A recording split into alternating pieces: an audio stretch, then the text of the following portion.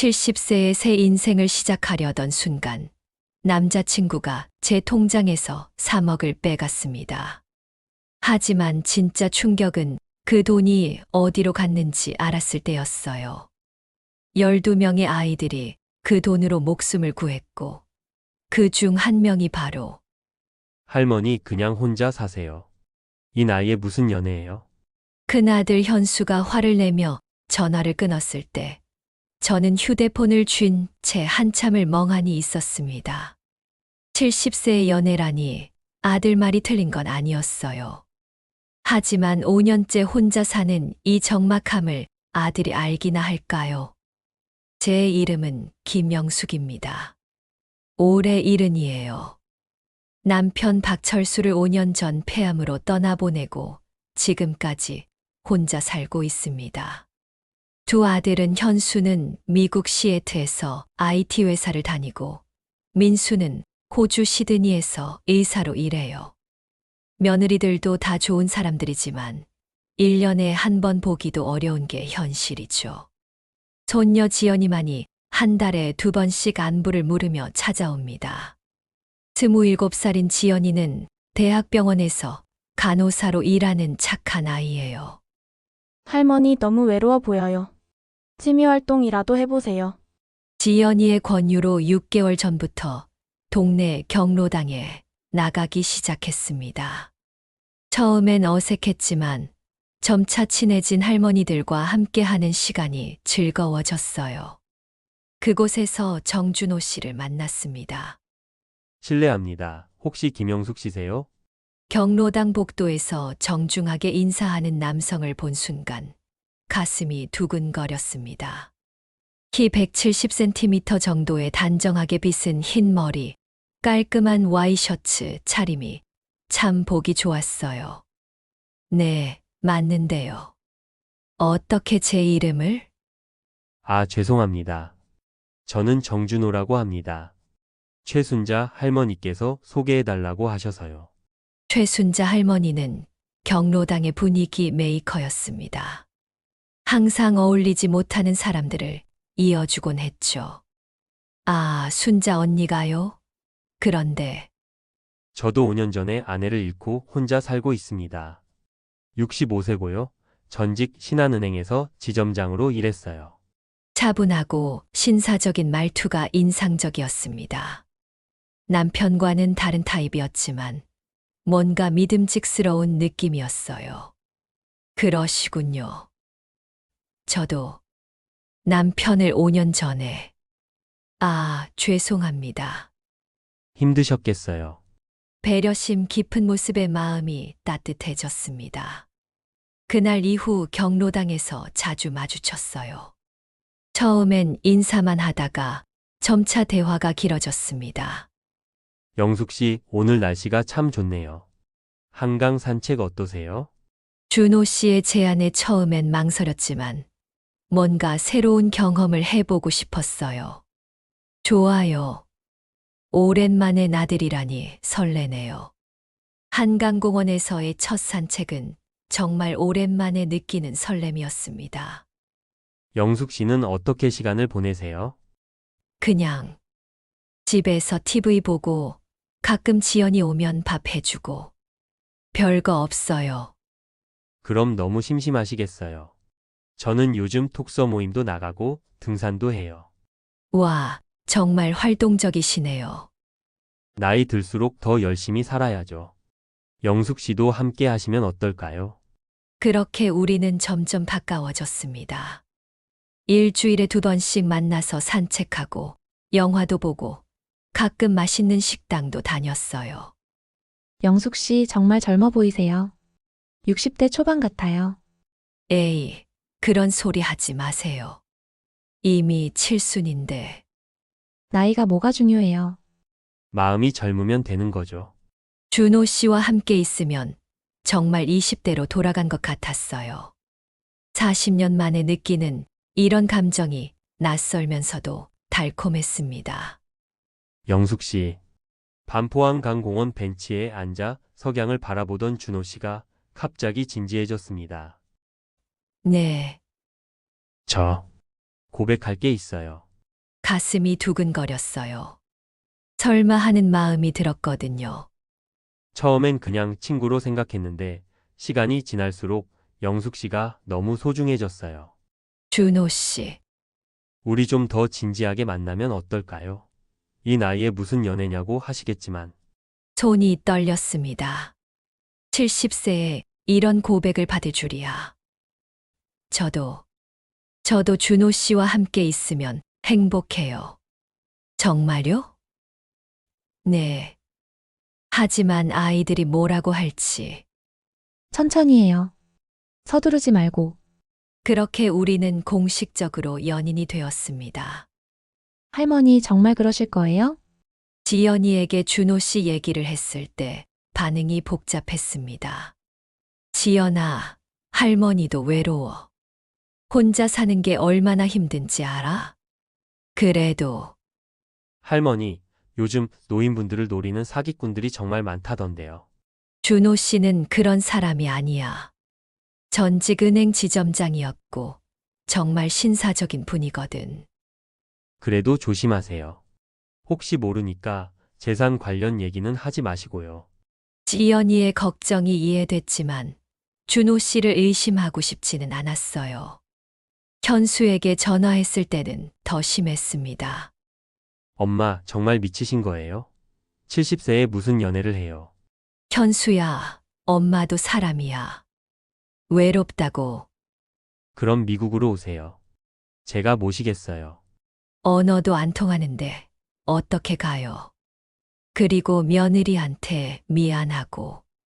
그래도 이상한 남자랑 사귀는 것보단 낫죠. 결국 현수는 화를 내며 전화를 끊었어요. 민수도 비슷한 반응이었고요. 영숙 씨, 우리 결혼할까요? 준호 씨의 갑작스러운 제안에 깜짝 놀랐습니다. 결혼이요? 갑자기 왜? 이 나이에 오래 연애할 시간도 없잖아요. 서로 마음도 확인했고 함께 살면서 서로 의지하면 좋을 것 같아요. 맞는 말이었어요. 젊은 사람들처럼 몇 년씩 연애할 나이도 아니었고요. 하지만 아이들이 설득해보세요. 시간이 지나면 이해할 거예요. 고민 끝에 결혼하기로 결정했습니다. 영숙 씨, 우리 결혼하면 재산을 통합해서 관리하는 게 어떨까요? 준비 씨의 제안에 조금 놀랐습니다. 재산 통합이요? 네. 저도 은행에서 오래 일했으니까 투자 쪽 지식이 있어요. 따로따로 관리하는 것보다 함께 하면 더 효율적일 것 같아요. 그런데 갑자기 그런 얘기를 하시니까 좀. 죄송해요. 너무 성급했나요? 그냥 제안일 뿐이에요. 부담 갖지 마세요. 하지만 마음 한구석에 뭔가 찜찜한 기분이 들었어요. 지연이 말이 생각났거든요. 일단 결혼부터 하고 천천히 생각해봐요. 네, 그래요. 서두를 필요 없으니까. 9월의 어느 화창한 날, 저희는 구청에서 조용히 혼인신고를 했습니다. 증인은 경로당의 최순자 할머니와 준호 씨, 친구 한 분이었어요. 영숙 씨, 행복하게 해드릴게요. 저도 준호 씨가 외롭지 않게 해드릴게요. 70세의 신부와 65세의 신랑. 남들이 보기엔 우스울지 모르지만 저희에겐 진지한 새 출발이었어요. 신혼집은 제 아파트로 정했습니다. 준호 씨가 살던 원룸보다 넓었거든요. 우와, 정말 넓고 좋네요. 앞으로 여기서 행복하게 살겠어요. 준호 씨가 기뻐하는 모습을 보니 괜한 뿌듯함이 들었어요. 그런데 신혼 첫날 밤, 이상한 일이 있었습니다. 영숙 씨, 죄송한데 급한 일이 생겼어요. 무슨 일인데요? 부산에 있는 사업 파트너를 만나야 해요. 우리 돈으로 정말 좋은 투자를 할 수 있는 기회가 생겼거든요. 우리 돈이요. 미안해요. 제가 너무 성급하게 말했네요. 일단 제 돈으로 해보고 잘 되면 영숙 씨 것도 함께 투자해보자는 뜻이었어요. 뭔가 이상했지만 신혼 첫날부터 의심하고 싶지는 않았어요. 얼마나 가실 건데요? 3일 정도요. 정말 중요한 일이라서 미룰 수가 없어요.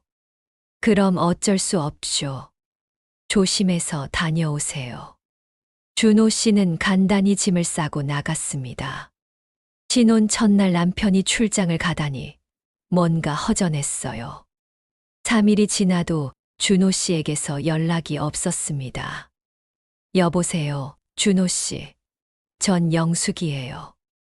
죄송해요, 고객님. 이 번호는 현재 사용되지 않습니다. 휴대폰이 꺼져 있었어요. 이상했습니다. 일주일이 지나도 마찬가지였어요. 경로당에 가서 물어봐도 아무도 준호 씨를 본 사람이 없었습니다. 영수가 그 양반 어디 갔나? 최순자 할머니도 의아해했어요. 부산에 출장 갔다고 했는데 연락이 안 돼요. 이상하네. 신혼인데 연락도 안 하고? 점점 불안해졌습니다. 2주째 되던 날, 갑자기 준호 씨에게서 문자가 왔어요. 영숙 씨, 죄송해요. 급한 일이 생겨서 연락 못 드렸어요. 부산에서 정말 좋은 투자처를 발견했는데 자금이 부족해요. 영숙 씨 돈 좀 보내주실 수 있나요? 뭔가 이상했어요. 왜 직접 통화하지 않고 문자만 보낼까요? 전화를 걸어봤지만 여전히 안 받쳤어요. 고민 끝에 지연이에게 전화했습니다. 할머니, 절대 돈 보내지 마세요. 이상해요. 너무. 하지만 남편인데. 할머니, 결혼한 지 겨우 2주밖에 안 됐잖아요. 그리고 신혼인데 연락도 제대로 안 하고. 지연이 말이 맞았어요. 아무리 급한 일이라도 이건 너무했습니다. 사흘 후 또 문자가 왔어요. 영숙 씨, 정말 급해요. 3억만 보내주시면 10억으로 불려드릴 수 있어요. 평생 걱정 없이 살 수 있어요. 3억이라니. 제 전 재산이 5억인데 그중 3억을 달라고요? 이번엔 바로 지연이에게 전화했습니다. 할머니, 지금 당장 은행 가서 계좌 확인해 보세요. 왜? 혹시 모르니까요. 빨리 가보세요. 은행에 갔을 때 저는 그만 쓰러질 뻔했습니다. 어르신 계좌 잔액이 2천만 원 남아있네요. 네, 그럴 리가 없는데요. 분명히 3억 2천만 원이 있었는데. 여기 거래 내역 보시죠. 2주 전에 3억 원이 인출되었네요. 누가 인출했나요? 정준호 님이 직접 오셔서 인출하셨습니다. 부인분 위임장도 가지고 오시고요. 위임장이요. 저 그런 거 써준 적 없는데. 그럼 이상한데요? 잠깐만요. 은행 직원이 서류를 자세히 살펴보더니 당황했어요. 이 위임장 위조된 것 같은데요? 어르신 도장이 아닌 것 같아요. 그 순간 모든 게 명확해졌습니다. 저는 사기를 당한 거였어요. 은행에서 나와 벤치에 앉아 한참을 멍하니 있었습니다. 70년을 살면서 이런 배신을 당할 줄이야. 손이 덜덜 떨렸어요. 지연이에게 전화를 걸었습니다. 할머니 무슨 일이세요? 목소리가 이상해요. 지연아, 할머니가 사기를 당했어. 네, 뭐라고요? 3억이 다 없어졌어. 지연이는 곧바로 은행으로 달려왔습니다. 제 얘기를 듣더니 얼굴이 하얘졌어요. 할머니 지금 당장 경찰서 가요. 지연아, 부끄러워. 이 나이에 이런 바보 같은 짓을 하다니. 할머니 부끄러워할 일이 아니에요. 범죄예요, 범죄. 하지만 저는 주저했어요. 온 동네 사람들이 70세에 연애하더니 사기 당했다고 수군거릴 게 뻔했거든요. 한 달이 지나도록 준호 씨는 나타나지 않았습니다. 경로당에 가기도 민망했어요. 최순자 할머니가 걱정해서 찾아오기도 했지만 그냥 잘 지낸다고 둘러댔습니다. 그러던 어느 날 낯선 번호로 전화가 걸려왔어요. 혹시 김영숙 할머니세요? 젊은 여자 목소리였습니다. 네, 그런데 누구세요? 저는 정준호 아저씨의 딸 수진이에요. 딸이라고요? 준호 씨는 자식이 없다고 했는데. 딸이요. 준호 씨가 자식이 없다고. 할머니, 아저씨가 교통사고로 돌아가셨어요. 세상이 무너지는 것 같았습니다. 분노와 슬픔이 동시에 밀려왔어요. 언제 돌아가셨는데요? 일주일 전이에요. 부산에서 사고가 났는데. 그럼 우리 돈은 어떻게 되는 거예요? 한참 침묵이 흐른 후 대답이 들렸어요. 죄송해요, 할머니. 아저씨가 그 돈으로 사업을 하시다가 모든 걸 잃으신 것 같아요. 전화를 끊고 저는 소파에 주저앉았습니다. 준호 씨가 죽었다니. 돈을 되찾을 희망마저 사라진 거였어요. 지연이가 퇴근 후 찾아왔을 때 저는 아직도 멍한 상태였습니다. 할머니, 왜 이렇게 있어요? 지연아, 준호 씨가 죽었대. 네? 누가 그래요? 상황을 설명해 주자 지연이는 화를 냈어요. 할머니, 그것도 거짓말일 수 있어요. 전화 온 게 정말 딸인지 어떻게 알아요? 하지만 할머니, 이제라도 경찰에 신고해요. 더 늦으면 안 돼요. 강남경찰서 사기전담팀의 김민수 형사가 저희 이야기를 들어주었습니다. 어르신, 요즘 이런 결혼 사기가 정말 많아요. 혹시 그 남성의 신상 정보 있으세요? 준호 씨 명함과 혼인신고서 사본을 보여드렸어요. 김 형사는 컴퓨터로 뭔가를 검색하더니 놀란 표정을 지었습니다. 어르신, 이거 심각한데요. 왜요? 정준호, 65세. 이 사람 전과자예요. 결혼 사기로 벌써 4번째 들어갔네요. 충격이었습니다. 그렇게 신사적이고 점잖던 사람이 상습 사기꾼이라니.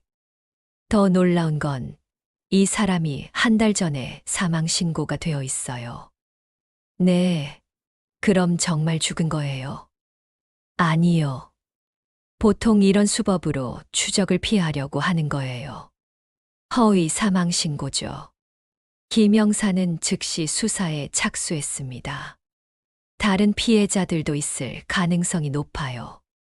일단 전국적으로 수배를 내리겠습니다. 일주일 후 김 형사에게서 연락이 왔어요. 어르신, 정준호를 찾았습니다. 정말요? 어디서요? 제주도예요. 그런데 김 형사의 목소리가 이상했어요. 그런데 뭐요? 또 다른 할머니와 살고 있어요. 70대 여성인데 이미 2천만 원을 뜯어낸 상태더라고요. 분노가 치밀어 올랐습니다. 저를 속이고 나서 또 다른 피해자를 만들고 있다니. 그런데 어르신, 더 이상한 게 있어요. 뭔가요? 그 3억 원의 행방을 추적해 봤는데요. 김 형사가 잠시 망설이더니 말했어요. 희망나눔 재단이라는 곳에 전에 기부되어 있어요. 네. 믿을 수 없었습니다. 아동암 환자들의 치료비를 지원하는 재단인데 정준호 명의로 3억 원이 기부되었네요. 머리가 돌아가지 않았어요. 분명 제 돈을 훔쳐간 건데 그 돈이 아픈 아이들을 위해 쓰였다니. 하지만 어르신, 그게 중요한 게 아니에요. 사기는 사기거든요. 김 형사 말이 맞았습니다. 아무리 좋은 곳에 쓰였어도 제 동의 없이 가져간 건 명백한 범죄였어요. 일주일 안에 체포할 수 있을 것 같아요. 정확히 일주일 후 정준호가 체포되었다는 연락을 받았습니다. 제주도에서 잡혔어요. 내일 서울로 압송됩니다. 다음 날 경찰서에서 준호 씨와 마주쳤어요. 한 달 사이에 많이 늙어 보였습니다. 영숙 씨. 준호 씨가 고개를 숙이며 말했지만 저는 차마 얼굴을 볼 수가 없었어요. 왜 그랬어요? 왜 저를 속인 거예요? 죄송합니다. 그게 답이에요. 제가 얼마나 믿었는데. 눈물이 흘러내렸습니다. 사랑했던 사람에게 배신당한 마음이 이렇게 아픈지 몰랐어요. 조사실에서 준호 씨는 모든 걸 털어놓았습니다. 제 손녀가 급성백혈병이에요. 갑작스러운 고백이었어요. 5년 전부터 투병 중인데 치료비가 너무 많이 들어서 그래서 다른 사람들 돈을 훔친 거예요. 변명의 여지가 없습니다. 하지만 그 아이를 살리고 싶었어요. 준호 씨의 목소리가 떨리고 있었어요. 처음엔 대출을 받으려 했어요. 하지만 나이가 많아서 안 된다고 하더라고요. 그래서 나쁜 일을 시작했습니다. 김 형사가 추가 조사 결과를 알려줬어요. 정준호가 지난 3년간 총 6명의 여성을 속여 12억 원을 편취했습니다. 12억 원이나요? 네. 그런데 이상한 건 그 돈이 모두 아동암병원이나 관련 재단에 기부되었어요. 자기 손녀만이 아니라 다른 아이들도? 네. 희망나눔재단, 사랑이병원, 천사재단. 총 5곳에 분산해서 기부했네요. 이해할 수 없었어요. 자기 이익을 위한 게 아니라 정말로 아픈 아이들을 위해서였다니. 그런데 어르신, 더 놀라운 게 있어요. 뭔가요? 정준호 본인은 단 한 푼도 안 썼어요. 월세 30만 원짜리 원룸에서 살면서 라면으로 끼니를 때우고 있었거든요. 며칠 후 지연이와 함께 희망나눔재단을 찾아갔어요. 뭔가 확인하고 싶었거든요. 안녕하세요. 저는 재단 사무국장 김소영입니다. 30대 중반쯤 되어 보이는 여성이 저희를 맞이했어요. 혹시 정준호 씨가 기부하신 돈에 대해 알고 싶어서요. 아, 정준호 후원자님 말씀이시군요. 정말 감사한 분이에요. 사무국장은 저희를 회의실로 안내했어요. 정준호 씨 덕분에 지금까지 23명의 아이들이 수술을 받았어요. 사진들을 보여주셨습니다. 병원 침대에 누워있던 아이들이 건강하게 웃고 있는 모습들이었어요. 이 아이는 7살 민준이에요. 급성림프구 성백혈병이었는데 골수 이식 후 완치 판정을 받았죠. 사진 속 민준이는 밝게 웃으며 병원 놀이터에서 뛰어놀고 있었어요. 이 아이는 5살 지우예요. 뇌종양이었는데 수술 후 지금은 유치원에 다니고 있어요. 이 아이는 9살 서준이고 이 아이는 6살 하은이에요.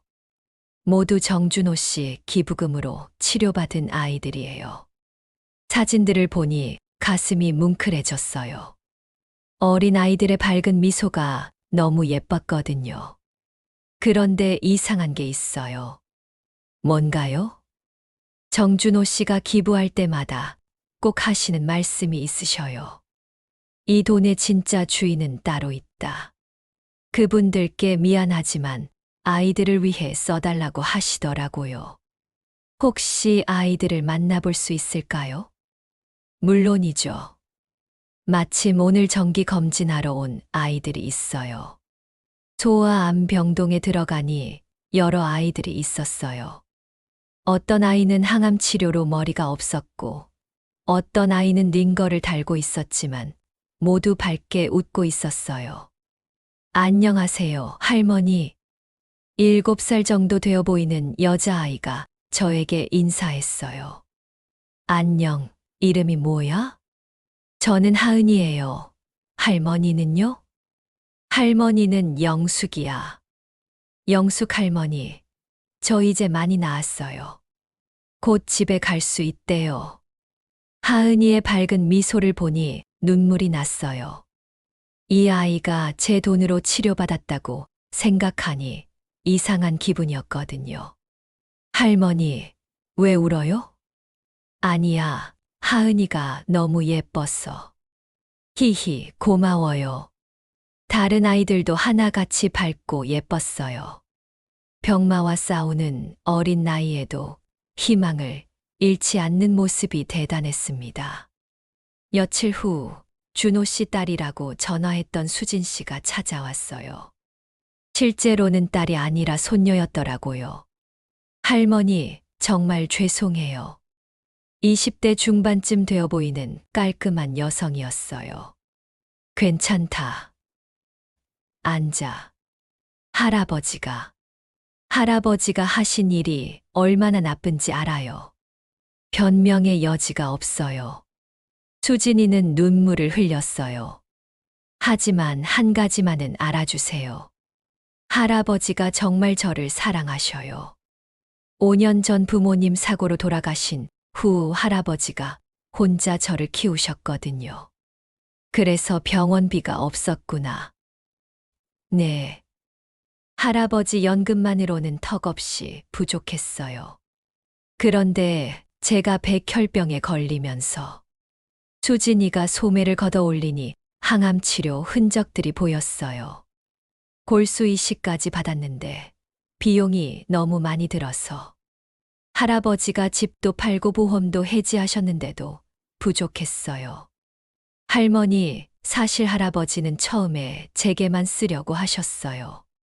하지만 병원에서 다른 아픈 아이들을 보시면서 마음이 변하셨대요. 다른 아이들? 네.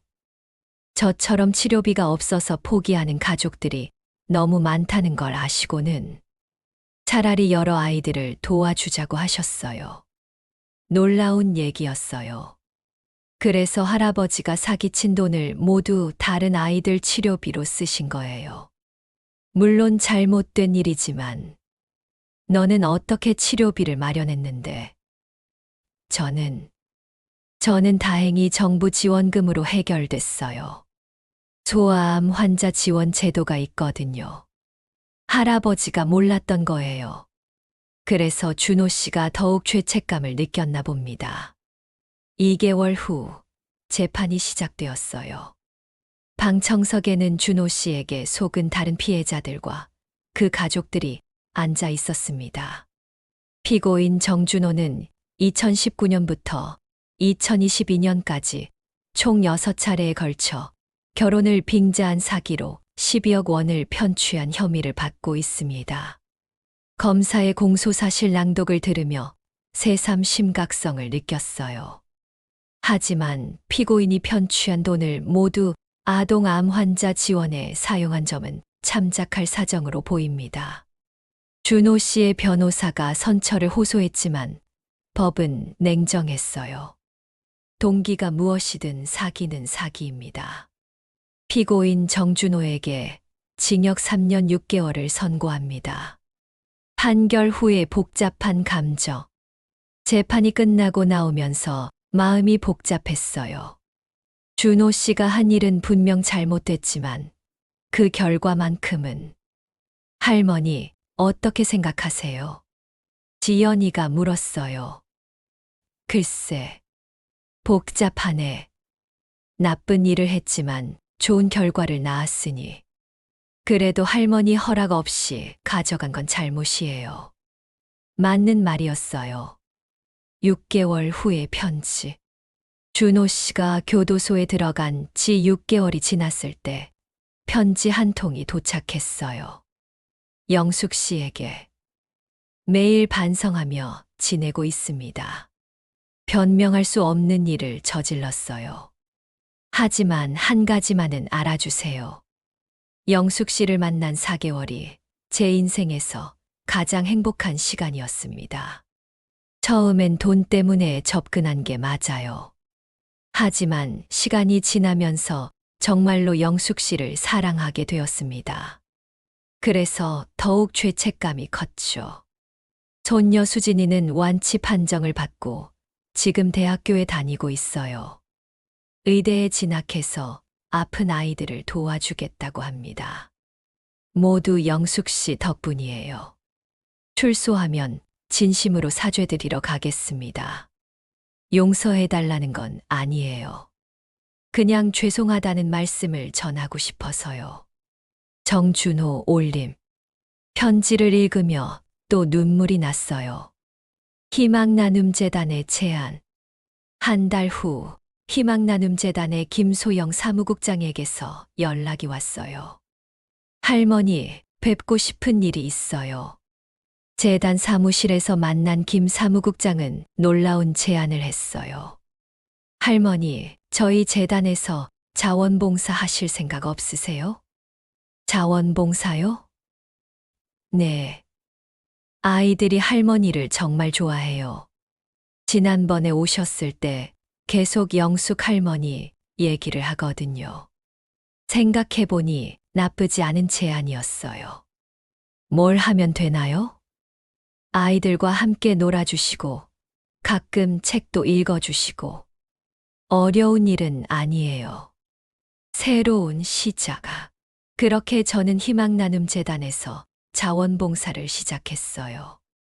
일주일에 2번씩 가서 아이들과 시간을 보냈습니다. 영숙 할머니, 하은이가 저를 보고 달려왔어요. 완전히 회복되어 머리도 다시 자라났더라고요. 우와, 하은이 머리 정말 예뻐졌네. 히히, 이제 완전히 나았어요. 민준이도 건강해져서 초등학교에 다니고 있었어요. 할머니, 저 축구 선수 될 거예요. 정말 멋있겠다. 아이들과 함께 있으면 마음이 따뜻해졌어요. 제 돈이 이런 좋은 일에 쓰였다고 생각하니 뿌듯했습니다. 1년 후 준호 씨의 출소도. 준호 씨가 출소한다는 연락을 받았어요. 2년 만이었죠. 할머니, 만날 거예요? 지연이가 걱정스럽게 물었어요. 글쎄, 한번 봐야겠지. 출소 당일 준호 씨가 재단에 찾아왔어요. 많이 야위고 늙어 보였지만 눈빛은 더 맑아진 것 같았어요. 영숙 씨, 정말 죄송합니다. 괜찮아요. 이미 지난 일이에요. 앞으로 어떻게 살아야 할지 모르겠어요. 이제 누가 저를 믿어주겠어요? 잠시 생각하다가 말했어요. 진심으로 뉘우친다면 여기서 함께 봉사해 보세요. 네. 말로만 사죄하지 말고 행동으로 보여주세요. 진짜 봉사를요. 함께하는 봉사. 그렇게 준호 씨도 희망나눔재단에서 자원봉사를 시작했어요. 처음엔 어색했지만 아이들 앞에서는 그런 것도 무의미했습니다. 준호 할아버지. 아이들은 준호 씨도 금세 좋아했어요. 할아버지, 책 읽어주세요. 그래, 뭘 읽어줄까? 준호 씨가 아이들에게 책을 읽어주는 모습을 보니 이상한 기분이었어요. 한때는 저를 속인 사람이었지만 지금은 정말로 변한 것 같았거든요. 6개월 후의 변화.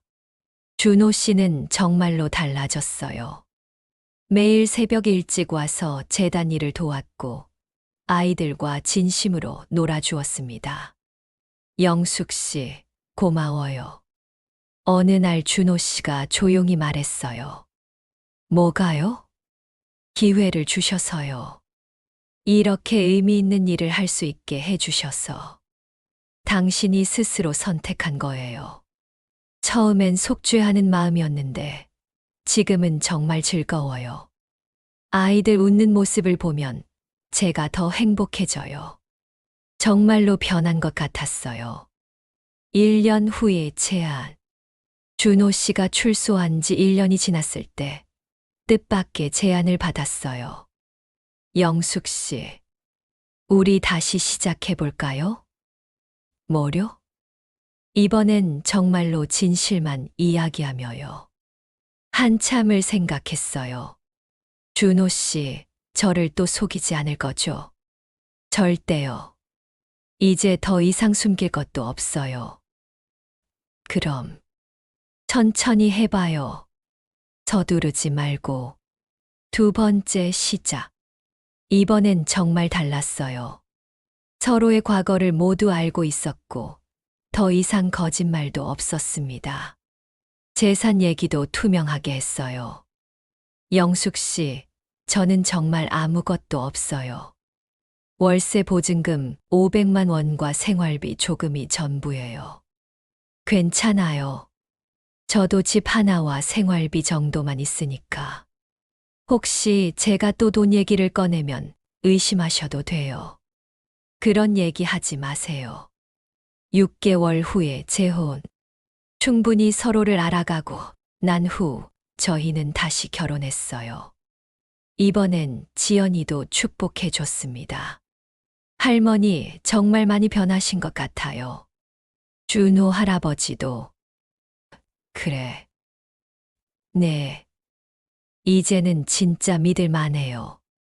간단한 결혼식이었지만 의미 있었어요. 현재 마이너스 3년 후. 지금 저는 73세, 준호 씨는 68세가 되었습니다. 저희는 여전히 희망나눔재단에서 봉사하고 있어요. 하은이는 이제 초등학교 2학년이 되었고, 민준이는 중학생이 되었습니다. 모두 건강하게 자라고 있어요. 영숙 할머니, 준호 할아버지. 아이들이 저희를 부르는 소리를 들으면 가슴이 따뜻해져요. 수진이는 의대를 졸업하고 소아과 의사가 되어 희망나눔재단과 연계된 병원에서 일하고 있어요. 할머니, 할아버지 덕분에 제가 의사가 될 수 있었어요. 너의 노력이야. 아니에요. 할아버지가 아픈 아이들을 보며 느낀 마음을 저한테도 전해주셨거든요. 지연이의 결혼. 지연이도 작년에 결혼했어요. 신랑도 의사인데 둘 다 준호 씨의 영향을 받아 봉사활동에 적극적이에요.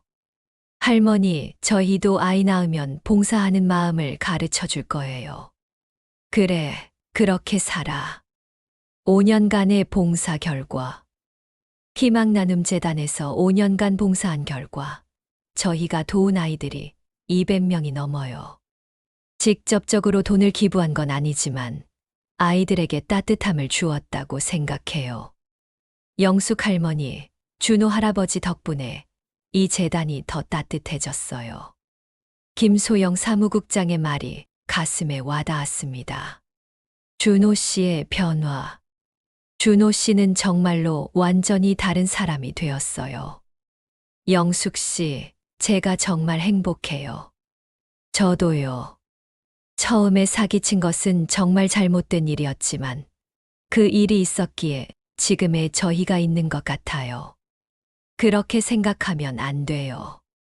잘못은 잘못이니까. 네, 알아요. 하지만 결과적으로는 결과가 좋다고 과정의 잘못이 사라지는 건 아니에요. 대신 그 잘못을 평생 좋은 일로 갚아나가는 거죠. 현재의 일상. 요즘 저희 일상은 평범하지만 충실해요. 아침에 일어나 함께 산책하고, 오전에는 재단에 가서 봉사하고, 오후에는 집에서 TV도 보고 책도 읽어요. 영숙 씨, 고마워요.